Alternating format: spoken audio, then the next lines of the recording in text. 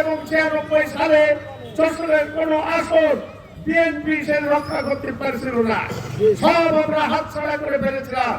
2001 সালে একটি সন্ধিক্ষণ এসে যখন 4 দলীয় জোট গঠিত হয়েছিল, মুফতি মোহাম্মদ আব্বাস গুরুত্বপূর্ণ একজন আলেম, সেই হিসেবে আমরা তাকে ছাড় দিয়ে সেদিন নির্বাচন করেছিলাম এবং ধানের শীষ প্রতীকের বিজয় অর্জন করেছিলাম। আমরা কি দেখেছি, 2001 সালে যখন আমরা তাদেরকে এই সিট ছেড়ে দিয়েছি, তারপর থেকে মুফতি অকাল দেশে থাকা পর্যন্ত কিন্তু এই সিট আমরা উদ্ধার করতে পারি নাই।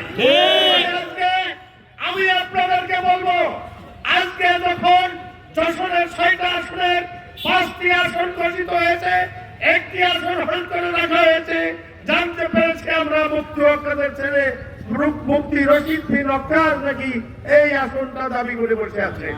আমরা জানি যে আসন যদি বিএনপি হাতছাড়া করে